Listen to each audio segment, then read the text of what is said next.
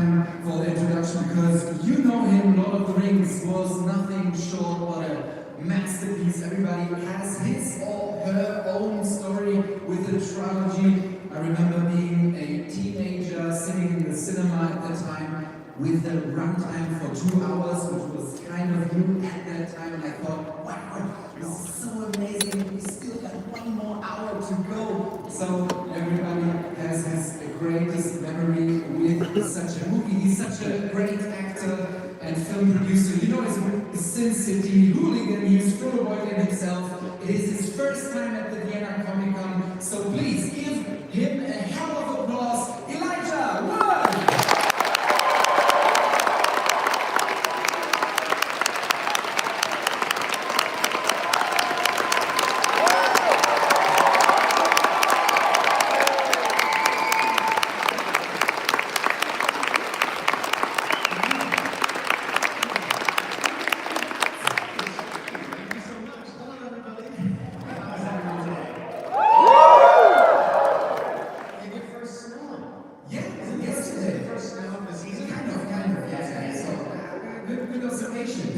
How are you doing? Have you crashed any other weddings so far?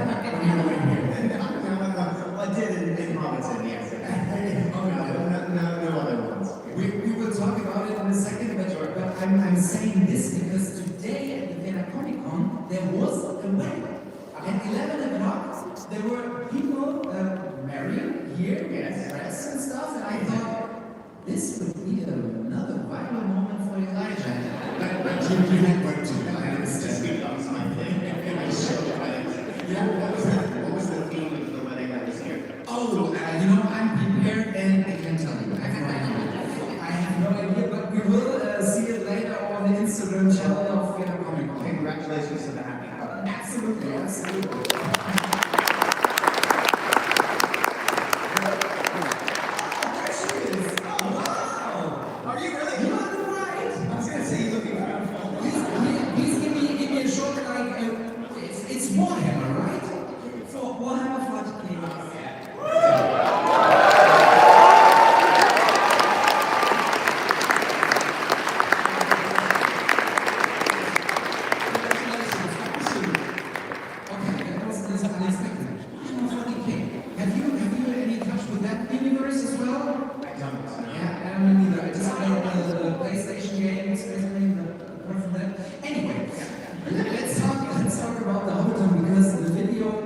Viral and the fans' comments were hilarious. I had unexpected visit. You were marrying in Frodo's garden.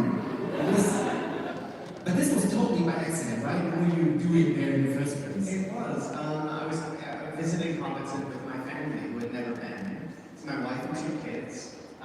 They had never been to Robinson before, and I hadn't been. I think it had been over a decade.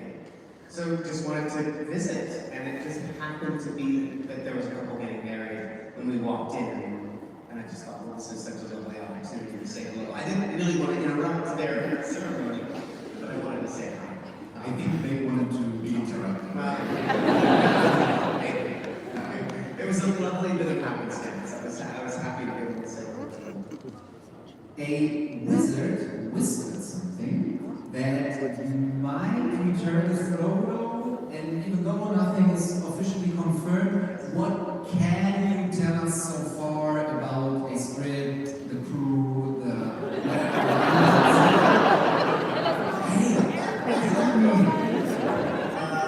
well, I think we never confirmed or denied Frodo's appearance, although a wizard did say something to that effect, so it's possible. I'm really excited about it. I think, it's obviously, everyone knows that it's a story about Gollum, and the hunt for Gollum, which is certainly, it's alluded to a little bit in Lord of the Rings in flashbacks. This will get it fleshed out a little bit more. And it's, with Andy leading and directing the film, it's so appropriate. I'm so thrilled for him. And so many of the creative team behind Lord of the Rings are coming back for this film. So it really feels like a band getting back together again. It's really special. And there's a great deal of enthusiasm for the project. And yeah. How is it when the gang is back? Like, is it old memories that pop up, or what? It's nuts. I mean, I have seen a few of the folks. I was in Los Angeles, and a few of them came out to LA so they ended up having dinner. And it was like, you know, the head of makeup, Peter Kane. And then there's Andy and Philippa, the writer and the producer on Lord of the Rings. And it's like looking around this table, what the fuck, guys? Like, it's, you know, it's as if no time has passed.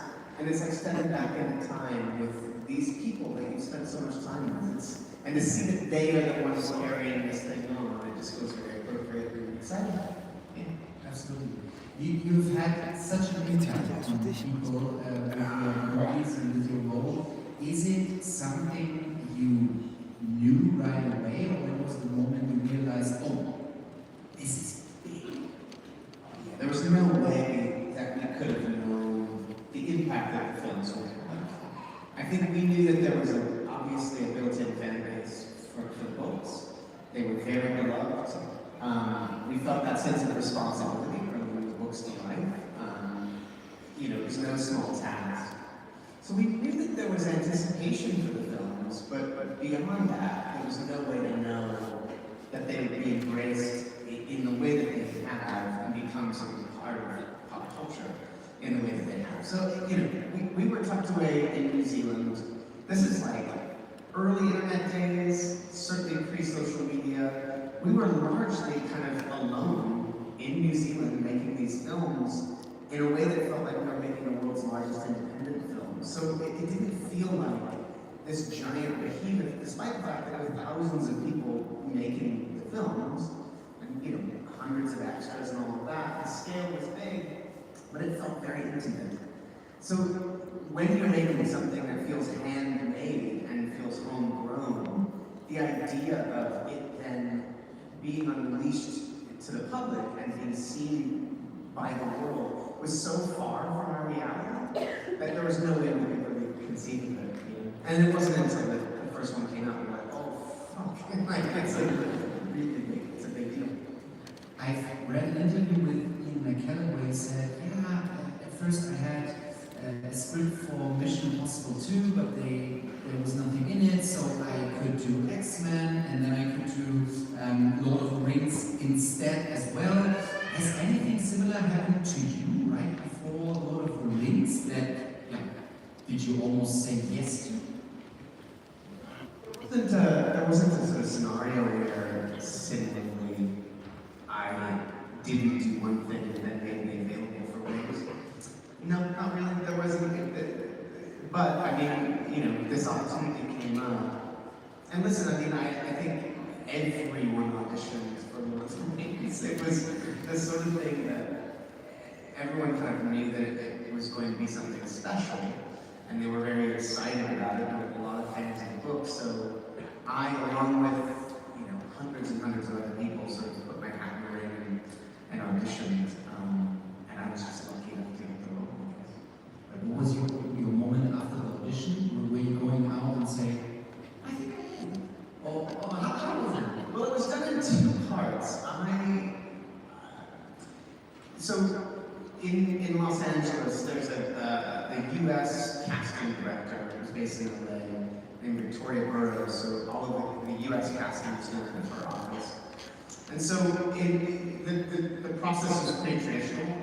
Peter and Fran were based in New Zealand, so it was like go to the casting office, be put on tape there. They will eventually see the tape, and you'll go from there. But I didn't love the idea of just going to like an office. Invariably, it'd be a white background, shot on VHS. I just thought, I don't know if that's gonna showcase my enthusiasm or my passion, or stand out. And so I just decided to make my own tape, which I'd never done before. But I thought, I need to kind of take control of this somehow. And I thought, what if I make a tape where I'm in costume, shoot it like a film, and just do something that, might stand out of it. And so I did that. I got a book on hobbits and had a sense of what they looked like, went to Western costume, got a costume. Friends of mine helped me shoot it, and I acted opposite another friend of mine on 3 scenes, went out into the woods, mean, in Griffith Park in Los Angeles. And shot the scenes in relatively traditional ways, and then we went and my friend George edited the footage at an office that night, and then I just delivered this tape to the casting office the next day. And then that tape was shipped to Peter, who was in London, I think, auditioning people in London. And then they came back around to Los Angeles, I think a month or two later. And then I auditioned for them in person. So Fran and his wife and Peter, I got to meet them and then auditioned for them again. So they saw the tape, liked what they saw, and then I auditioned again. So that thing of like having delivered the tape, I had no idea. It was like be with God. I just felt like I did the best that I could, and whatever was going to happen was going to happen. I had no way of knowing the impact that it would have. I just thought, well, this is the best I can do, and it worked. So I had that kind of confirmed when I went to go audition in person. So I was able to speak to people at the office who had seen the tape, who were part of the casting director's office, and they were like, what you wanted to convey came through with what you did, and that for me was everything. And I was able to at least achieve what I had intended. And obviously, the rest is history. And they picked the right one. That's a great question.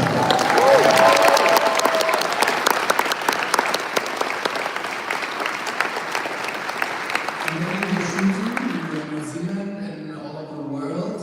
What sticks with you to this day? What was, from a scene or a set, the most physically and emotionally difficult scene for you?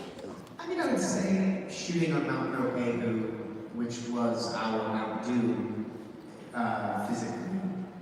That was probably, those sequences were probably the most difficult. Just because Frodo is really a shell of himself, and is really succumbing to the power of the ring.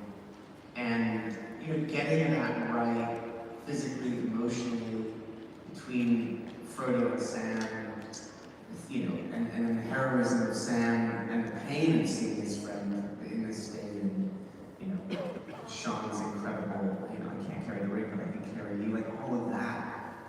I think we all felt that pressure of getting that right, because it was such a major part of the climax of what those characters were embarking to endeavor to do. So yeah, I would say those sequences. Before we dive into the Q&As with the fans, because there's so many people here and I think you have a lot of questions, we want to give room for that. I have a kind of in Germany it will be a Fragenhagel for you. So rapid fire questions. Let's see how it's going. So it's known that Peter Jackson is a heavy tea drinker. I've read up to 2 teacups a day. I can't imagine. Sounds about right. Not right? That sounds right. It sounds right. I didn't wait tea. There was tea all the time. But that's not my question. My question is, what is your favorite drink on set? Coffee.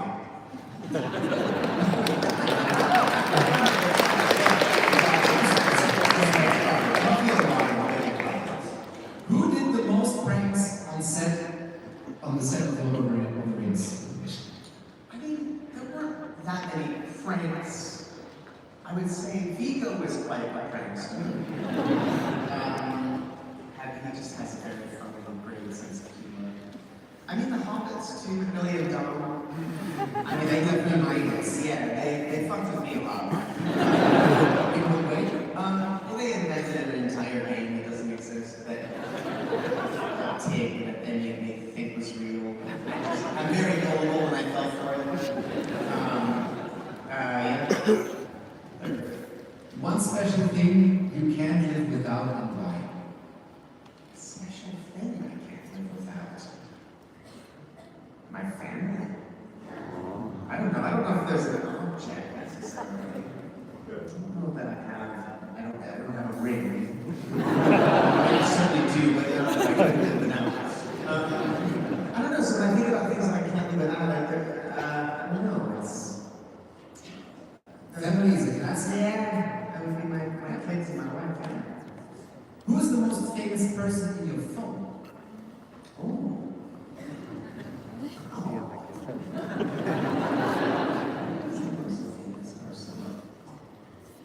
Maybe Stephen Colbert.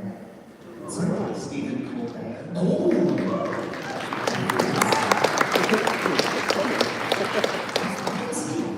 Awesome. Yeah, I see on television. He's such a huge Lord of the Rings fan. And we've gotten to know him over the years. I'm sure many of you have probably seen the #1 trilogy, the video that he made, the incredible rap song that we all got to participate in.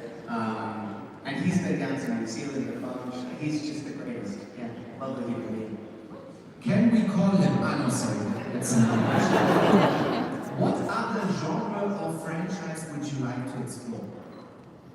Because you've done so many things, also different things. Is there anything left that you would like to dive into?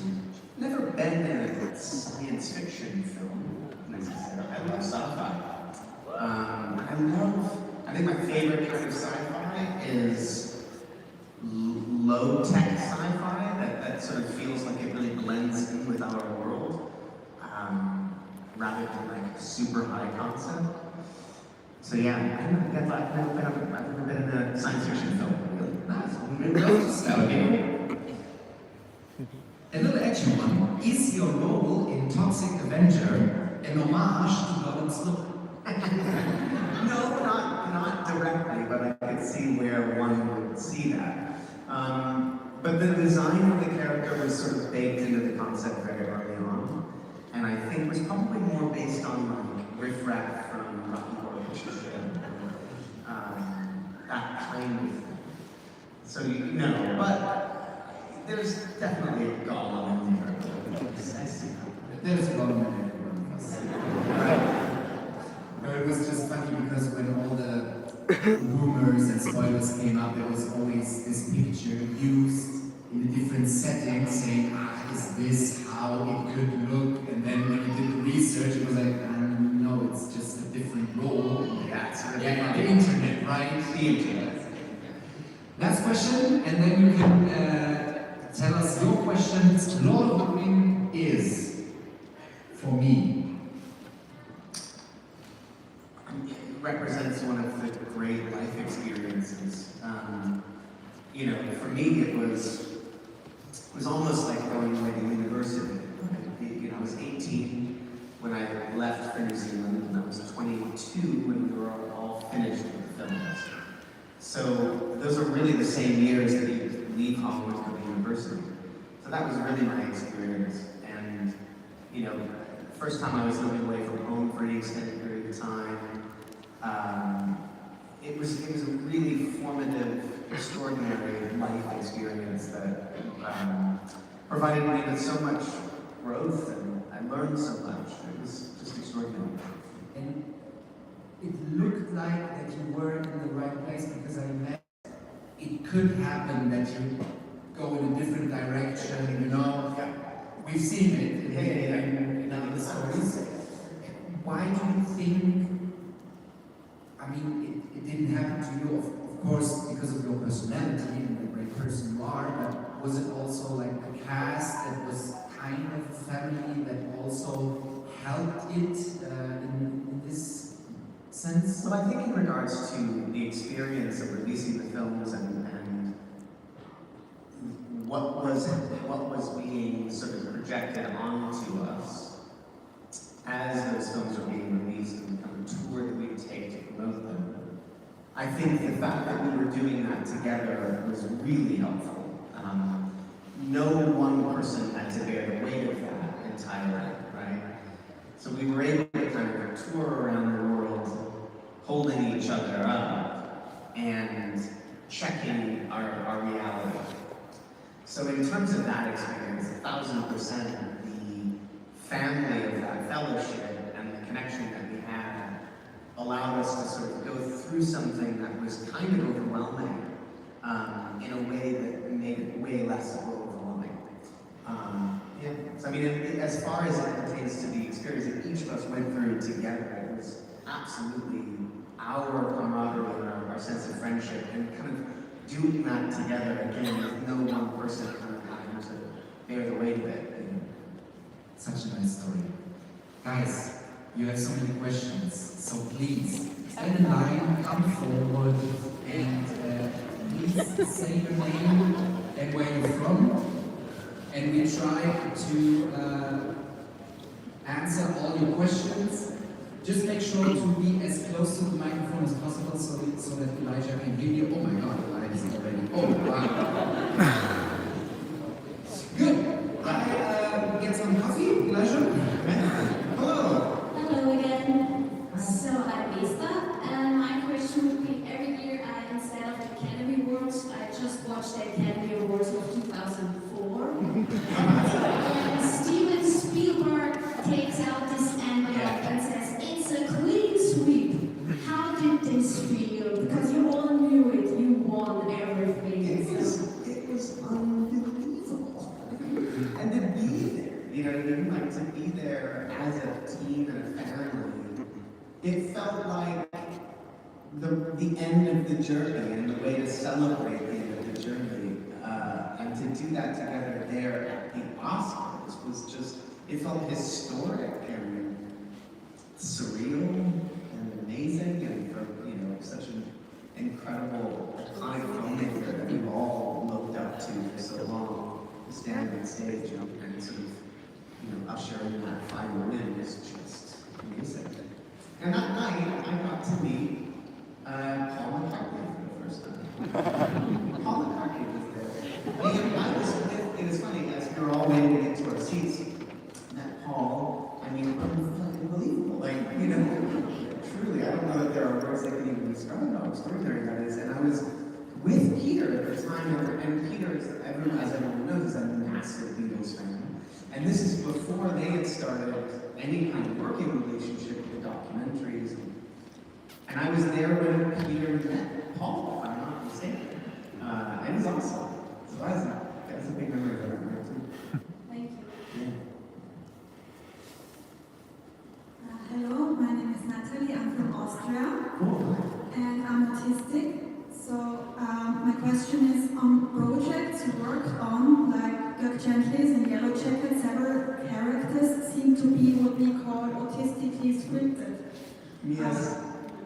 Both Misty and Walter, for example. So I was wondering, have you ever noticed, discussed it, or did it just happen accidentally? I think it's accidental. Well, listen, I think that they are. I think the writers, certainly of Yellow Jackets, would sort of say that those characters are certainly on the spectrum. You know, the way that their mind operates and the way that they sort of function in the world is different to others. And you know, Misty. It's funny when I met the creators and they pitched me the role of Walter. This was before I was able to read anything. They were basically like, you are quite like Misty, but maybe you're a little bit more functional. Like you can mix with the world a little more than Misty can. And that was the way it was pitched. I thought, oh, that's fun and interesting. And he's equally obsessed with the things that she's obsessed with. So yeah, it's absolutely the way that the characters are described, for sure, without it being like hitting on the nose exactly what a diagnosis might be. But yeah, absolutely a part of who they are. Great, thank you. Thank you. Hello. Hello, my name is Mohammed from Work Spirit News, and I have a question for you. Since we talk so much about the character of Gollum, the main importance about Gollum is the fact that both Bilbo as well as Frodo had this compassion and forgiveness to him. Now, putting yourself, Elijah, would you have the same perspective as these both characters when it comes to Gollum? Would you have this forgiving person, or would you be different? No, I think so. I think when you are able to keep a person's humanity, even if they are exhibiting sort of darkness, I think once you see that, it would be difficult to cast them in a certain way without acknowledging what might still be in them, which is essentially what both Bilbo and Frodo have done is sort of recognize it. And I think for Frodo it's really specific. For Frodo there's still hope for me if his humanity still exists.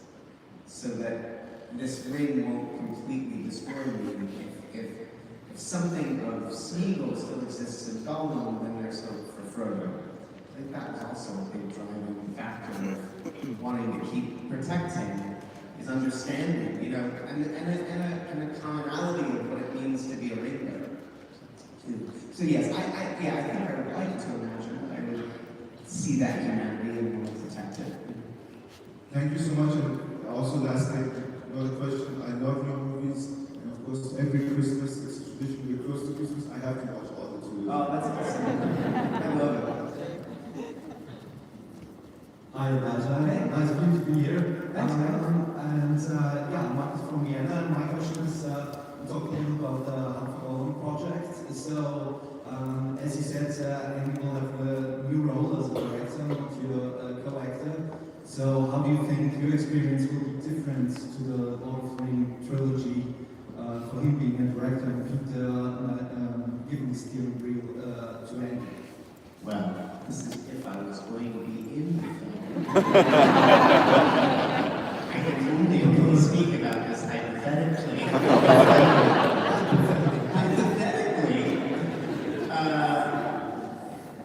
Hypothetically, I mean, listen, I would love to work with Andy in any capacity, and to work with him as a filmmaker is really exciting. I don't know, it's like, we're also friends. I've known Andy for over 20 years. So the idea of the potentiality of maybe getting to work with him in that way just feels really fun and exciting. Yeah. Okay, so you think the difference will be different for you in the first three films? Would it be different? I mean, yes and no. I think the same attention would be paid towards bringing the characters to life and honoring the characters, especially since if Frodo was to ever be a part of anything like that again, you would want to make sure that it fits in with what's been done before.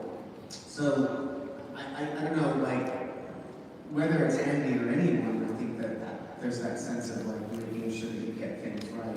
And I think for Andy, there's that sense, too, of honoring his past work, honoring what had been done before, and making sure that it slots in with the past that's telling a new story. If I'm to put words in Andy's mouth. So hypothetically, you're all excited. Stoked. I've got another small request. My 3-year-old daughter said on the way I'm allowed to be here today to take stuff with you. So if that works out, maybe we can do one afterwards. Okay, yeah. Is that okay? Yeah, sure. Perfect, thank you. All right. Hallo, es ist Julia. Bitte ein bisschen ernst Mikro, verstehen Sie das nicht so gut? How did you prepare yourself to play from How did you prepare yourself to play Frodo at the time of Yeah. Well, you know, we all went to New Zealand about 2 months roughly before we started shooting.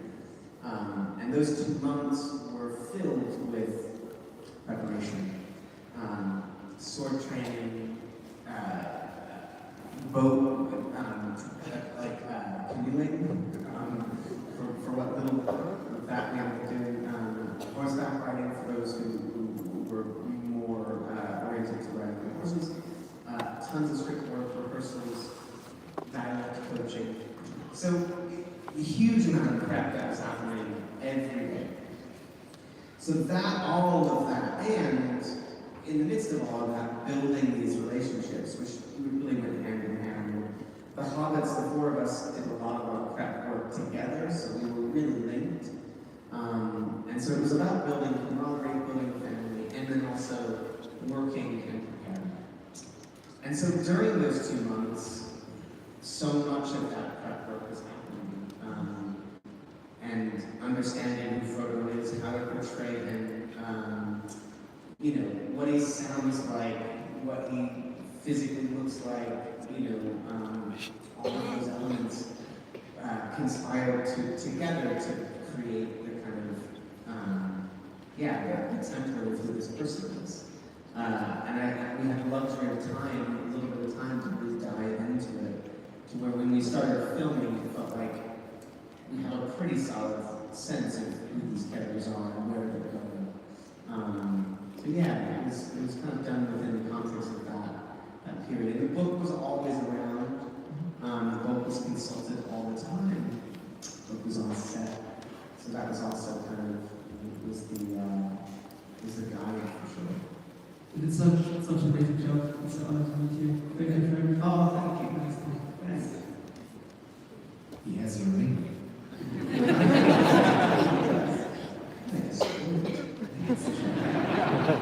Hi, Nigel. My name is Uri. I remember you playing with Stronos from the Semester and Baldur's Gate 3 around 20 years ago. Sure. And as you may know, the government and the circus played their expedition the main villain. I'm also an expert. So I wanted to ask you, since your friends are doing some voice in video games, are you also planning to voice video games in the future? Is your question then, why do you sort of voices for games? Yeah, like into the circus. Sure. I mean, I love voiceover work. I love animation. I love video games. And so, absolutely, you know,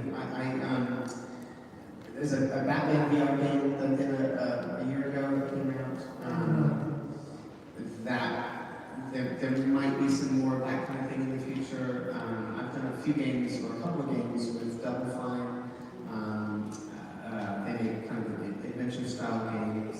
I would love to do more voice work in that world. I love video games, for sure. Thank you. Yeah. Nice to meet you. My name is Andrew, I'm in the podcast Andrew's Good, and my question would be, I love your movie Faculty. Yeah. It's a long time ago, but do you think that in a time where a lot of old movies get a remake or a sequel, that would be a possibility to go back to this? So they've announced a sequel. Well, actually, they've announced a reboot, which is difficult to really. I can't tell if that's going to incorporate what we have done before, or if it's going to be an entirely remade film, starting from scratch. There was a brief period of time where they were trying to get a sequel off the ground, and they couldn't figure it out, so that didn't end up happening. But I would love to get a part of it. It's been fun. And as far as what's happening with the reboot, we don't know, but there's something, presumably. Look, I love that film. I think that film was fantastic. I loved working with Robert. That cast is so great. We had a lot of fun. I mean, it was my introduction to Austin, Texas, and it was very special to me, that film. So yeah, something, I hope whatever happens with it, it honors what we did and takes it somewhere else. Could you think together other sequel or a reboot just to give the lightning to the next generation? Oh, to be in it? Yes. Sure. I mean, if there's like a place for it, sure. Yeah. Thank you very much. Yeah. My name is Hubert. There's a discussion online that nothing has ever felt as real as Lord of the Rings, because you shot on 35mm and it was all locations, all the costumes. Two small questions. Have you ever felt this real on a set before? And again, after this one, do you think that movies like the Netflix look everybody talks about, just most of them look very much the same, it's a lot of the same stuff out there? Well, I mean, I think that there are plenty of films that are made at scale that feel real and where worlds feel inhabited and films are shot on location. I think there's still a strong tradition of that. I mean, listen, you know, technology is a tool, and there, I think in some ways where it feels like it's used to a degree where it's difficult to tell what's real and what isn't. I always find that it's best when it's really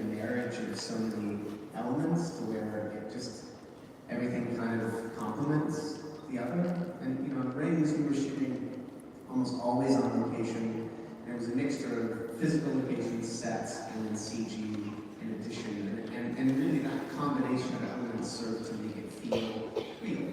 And I think that's important. I think there are standards by which those kinds of things are still made. I think, the fact that we shot it on film was really special. It was an era that was still happening, and it was just at the tail end. When we were shooting Lord of the Rings, George Lucas and the entire cast were in Sydney making episode 2, shooting that digitally, which was pretty pioneering. That was not a common thing. Digital filmmaking was really in its infancy, and they were moving forward with that. So we were kind of at the tail end of that. I believe you can shoot something digitally when it looks and feels like film, and looks real and has texture. So I don't think that's necessarily dead, but I do believe that there should be some combination of these elements for it to feel tangible. Because otherwise you sort of know, you kind of feel that everything is digital. Thank you. Yeah. Hello, my name is Leon. I'm from Georgia. Hey. I have a question about video games. You have stated that you love them, right? What kind of video games do you play, or are you still playing? I do love games. I used to be much more of an avid gamer when I had more time on my hands. I have 2 kids, so it's kind of hard to play video games for hours every day. But I love all kinds of games. At the moment, I guess Hello. Recently, there's a game called Blueprints that I really love. Puzzle-based game where every day a home you essentially start from scratch. You sort of progress through building of this house, and then it all sort of restarts again, and it's all puzzle-based. I really love it. It's very, very satisfying, and I keep a notebook, and it's very analog. I've written things down that totally end up getting used later. But I also love, platformers, and essentially a Game Boy mod that I play, old Game Boy games. So, yeah, I like all kinds of games. But nowadays, for me, traveling with Steam Deck and Switch is the easiest way for me to game. So it's things that I can pick up on the go and sort of dive into for bits of time rather than full investment. Thank you. Looks like we have another Frodo. Hi, Sean. I'm Flo from a small village in Austria. Amazing. I wanted to ask you, we all know not all the chapters and aspects from the book can make it into the movies. Which part from the books did you miss the most in the Lord of the Rings movies? I mean, yeah, I suppose there's the sort of the 6 chapters that Frodo and Sam and Merry and Pippin are kind of off in the woods before they make it to Bree. That largely didn't make it into the films. You've got the Barrowlands, and you've got also Tom Bombadil. Yeah, for sure. So that kind of stuff.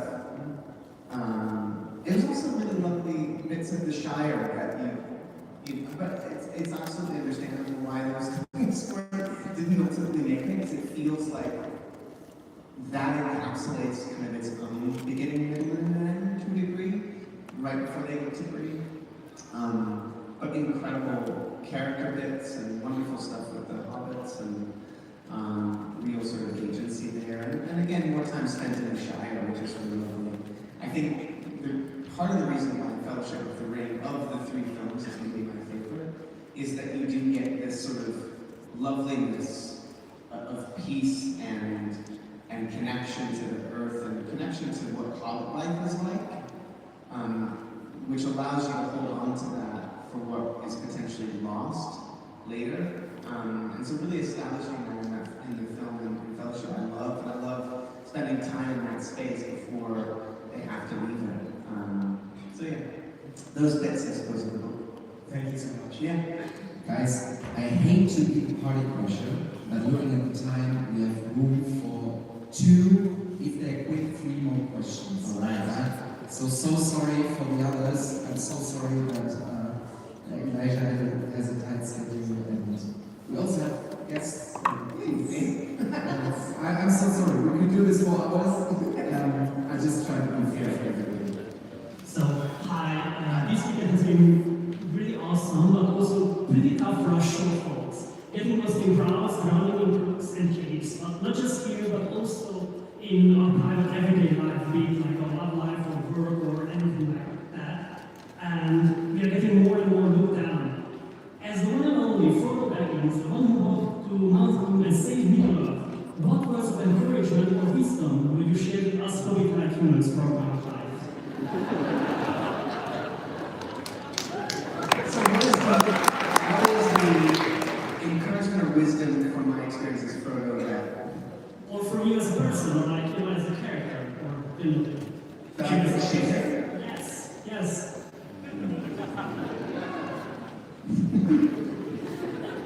Oh man, I don't know if there's anything specifically from Frodo.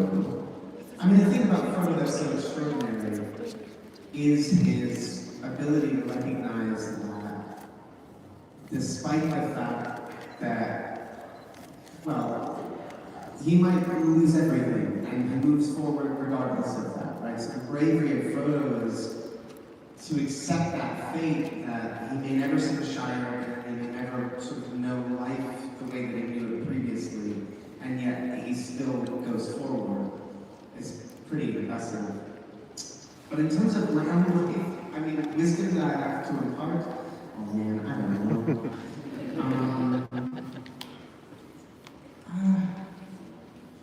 I'm drawing a blank. It's jet lag, I swear. I don't know. I think when I was very young, I started working as an actor when I was 8, and for me,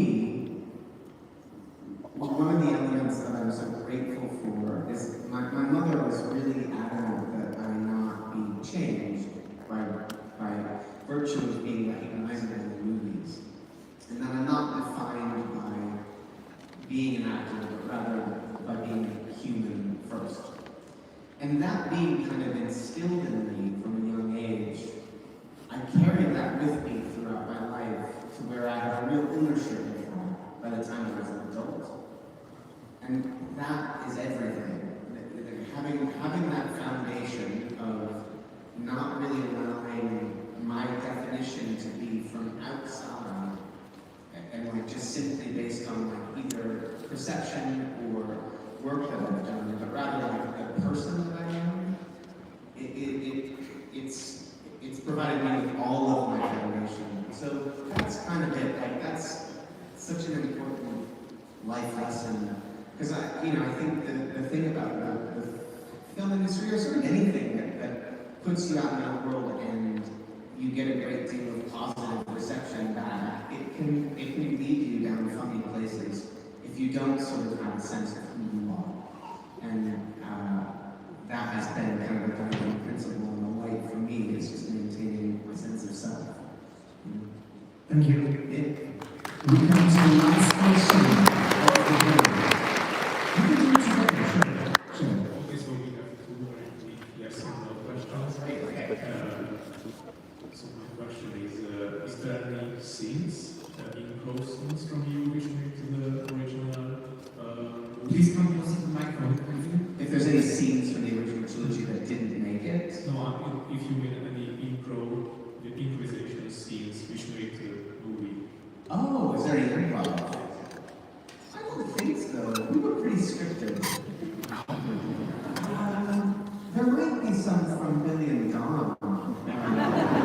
Because they were providing so much, I mean, their characters are so wonderful, and the banter that they have, I think it was recognized very early from Peter and Fran and the writers that they incorporate this really beautiful dynamic naturally. That was written in the script too, but they sort of embodied that. So I think there was probably improv from them, just to play around.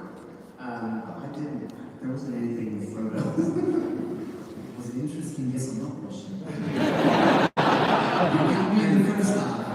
Okay, and the last one. Just a question. When will you make a movie together with Vienna? Genuinely love to make a film with Dan Ryder. I think he's a delightful person.